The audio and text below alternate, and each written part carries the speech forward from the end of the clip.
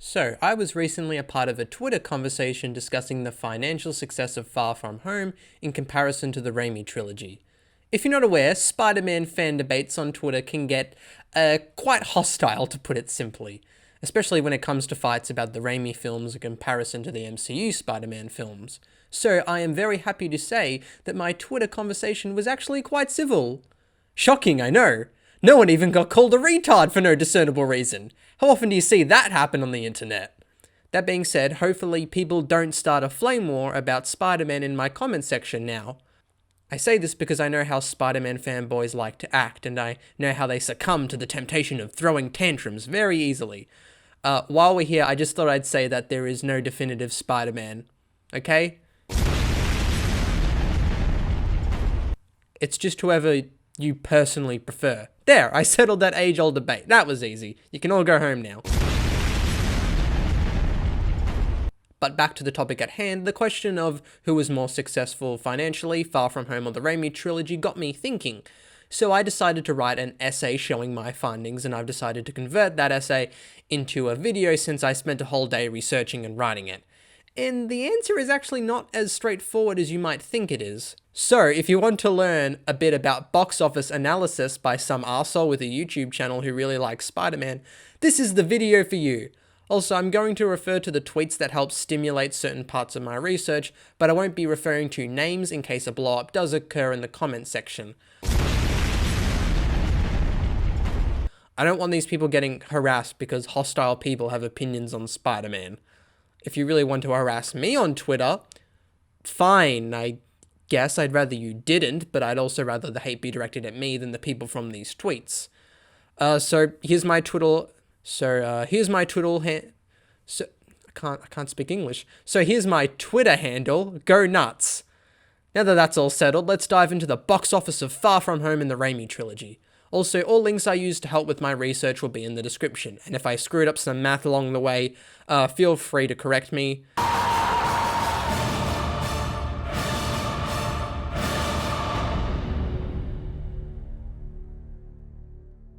Okay, let's go. First things first, we need to understand how we're approaching this comparison. The inciting incident was a tweet celebrating John Watts as the director of the first billion-dollar grossing Spider-Man film. For most people, this seems obviously true. If we're not adjusting for inflation, Far From Home made $1.132 billion in 2019. The Raimi films did not when we don't adjust for inflation, with Spider-Man 3 leading the pack with a worldwide gross of $895 million at the time. Far From Home wins out pretty obviously on these terms. Now we have to talk about a humorous response tweet, which noted that all three Raimi films made way more adjusted for inflation. So being the curious, lonely, sad nerd with no life that I am, I decided to crunch the numbers to determine if this was actually true or not. I took the box office of each film and put it through an inflation calculator, and I got these results. When adjusted for 2020 inflation, the Raimi films and Far From Home all actually made about the same amount. When we rank the films, we see Spider-Man 1 does win out overall, but Far From Home takes home the silver over the Raimi sequels. Overall, though, most would probably contend that they all did pretty equally at the box office. After all, they all made within $1.1 billion, with the sole exception of Spider-Man 2, who was just below that threshold. So if we're discussing the compared box office of the films and adjusting for inflation, the joke tweet's hypothesis isn't really correct. Only one Raimi film beats out Far From Home, and even then it's not exactly the way more that was described initially. So did the Raimi films make way more when we adjust for inflation? No, is the conclusion I've come to. They all did pretty much about the same. But, and it's a big but, there are other avenues to look into. This is where things get interesting and where the real box office analysis starts. Before we move on though, I just quickly want to bring something up. In the original Twitter convo, this post got thrown in the mix by accident. Obviously we can't use this because we're looking at box office inflation in the year 2014, which is, not this year. We cleared up all the confusion though at the time. It was legit just a funny mistake. I bring this up though because I want to warn people to always check the dates if they're not doing the inflation themselves. Check the year the website did this, or simply check what year the inflation was calculated in. That's very important when doing this. I, for example, was adjusting for inflation in 2020 money because that's the year we're in. Now that's all settled and explained, let's move on. After my initial response, someone noted that they were mainly basing it off of total tickets sold and not direct box office, and on this merit, the Raimi films won out, which is a fair point to make, though I'd have personally preferred he had mentioned this initially. It is Twitter after all, so I'm not going to fault the guy for making a humorous tweet and not being that specific, and either way, it is a pretty interesting point. What films were technically more popular? Not box office, which films sold the most tickets and put more butts on seats? So now we have to look at another avenue of analysis. We need to determine the average ticket price for each year the films were released, adjust those for inflation, and then divide through the box office to determine roughly the amount of tickets each movie sold. First, we need to find those ticket prices. Here are the two sources I used, so you know I'm not making shit up. Alright, here are the average ticket prices for the necessary years versus their adjusted price 2020. Now that we know this, we do some division to roughly determine the amount of tickets sold. Here's the math with rounding to the nearest ticket for our final answer. So in this regard, the Raimi films were notably more popular overall. Far From Home trails Spider-Man 2 by roughly 3,558,466 tickets, though it is interesting to note how far ahead Spider-Man 1 really is. It sold roughly 11,962,196 more tickets than its closest competitor of Spider-Man 3. Remember from earlier, adjusting for inflation, it's actually the highest grossing Spider-Man film, and it also technically sold roughly the most tickets. So in this regard, the Raimi films did indeed put more bums on seats. Though it is extremely important to acknowledge here that we are using averages, which means none of these numbers are definitive, especially since nowadays the average ticket price seems to vary from place to place a lot more. Disclaimer though, I don't have a definitive source to back this specific claim up though, so you can disregard this point if you want completely. I'd understand. There is also the general idea though that less people go to the theaters, which is why ticket prices have slowly been going up over the years to compensate. Competition from streaming services is an obvious factor, so we have to take this somewhat into account. How well did Far From Home do in an era where less people go to the cinemas? You unfortunately can't do any math to take this into account. Though I'd personally argue that the film probably is a bit closer in popularity to the Raimi films than the prior showing of math seems to suggest. I wouldn't go as far to say it's more popular or is as popular, but I don't think it's trailing too far behind. However, this is me giving a pretty subjective look at things when taking into account the reduced audience factor on cinema.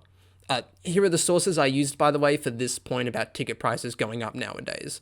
I do have a source for this part.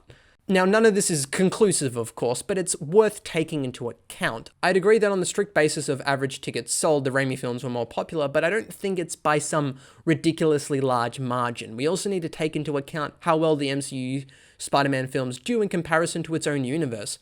Not counting heroes with only one solo film, so no Incredible Hulk, Doctor Strange, Black Panther, Captain Marvel, MCU Spider-Man has the best average gross per film of all the other heroes bar the Avengers, and getting second to the Avengers series is pretty impressive.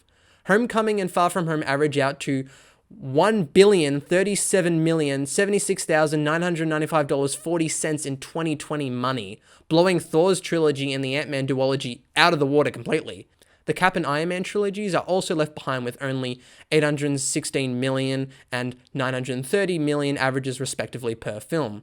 The Guardians duology similarly falls short with only an average of $878 million, $2,802.50 per film. Although on pure numbers, the Avengers films and Iron Man 3 and Black Panther outrank Far From Home, MCU Spider-Man statistically is getting more popular. His movie average is already better than everyone else bar the Avengers films, and Homecoming was the highest grossing superhero film of its year, beating the Guardian sequels as well as the final Thor film and even the smash hit of Wonder Woman. Far From Home also snatched the second place spot besides Endgame as the second highest grossing comic book movie of that year, even beating out the surprise hit of Captain Marvel. Considering the character was only introduced at the beginning of Phase 3, it's definitely worth noting that the character is notably pretty popular even amongst a franchise full of popular characters. Only time will tell if that popularity will remain, but it's at least worth acknowledging in this conversation. Now, my initial findings eventually got shared in another discussion, which brought up the point that MCU Spider-Man gets a boost in popularity because it's an MCU film, whereas the Raimi films didn't have that. This is a fair point. The issue is that, again, it's one of those things that are hard to nail down. How much influence does being in the MCU have on a film's box office? The results vary wildly when you look at it. The Ant-Man films do solidly, but they're not exactly crushing the box office. They're not doing Black Panther numbers or anything. Same with Doctor Strange. As another person in the discussion would go on to say, not every MCU film cracks $1 billion, so it's hard trying to figure out how much of an MCU film's success is dependent on it being an MCU film. It's a factor that has to be considered, yes, but because the results vary so wildly, you can only really make guesses. Yes, the Raimi films did well without any universe connection boosting, but it was also coming out in a time with less comic book competition. Remember, early 2000s comic book movies also include the likes of Daredevil, Elektra, and Catwoman. Not exactly stellar competition. The Raimi Trilogy's only real threat was the X-Men films, and even they hadn't hit the height of their popularity yet, which would come with Days of Future Past in 2014 and the Deadpool movies nowadays. As stated earlier, MCU Spidey has a lot more competition, even within its own universe, so there are even more factors to consider when comparing them. It also even has to compete with other Spider-Man related films now that are different, like Into the Spider-Verse or Venom, and Far From Home still comes out on top. In conclusion, which was more financially successful, Far From Home or the Raimi Trilogy? I don't really know, to be honest. I'd still say the Raimi films were more popular overall, but not by much, and with the caveat that MCU Spider-Man is still one of the most popular characters in its shared universe, and even perhaps in the genre currently. But we're not done analysing yet, because there's one last angle we need to look at. Profit! That's right, this video is still going because I obviously have nothing better to do with my time. One thing I made note of in my original findings was the profit margin for each film. So let's see those rankings. This is interesting for obvious reasons. Far From Home actually wins when looking at it from this angle. It made the most profit, if only barely. Noticeably, Spider-Man 1 is again doing better than the rest of its trilogy. This also demonstrates something very intriguing. Far From Home not only made big bucks, but also made big profit. Let's look at how much each film made in comparison to its budget. Let's take each film's box office and divide it by its budget and round to 3 decimal points.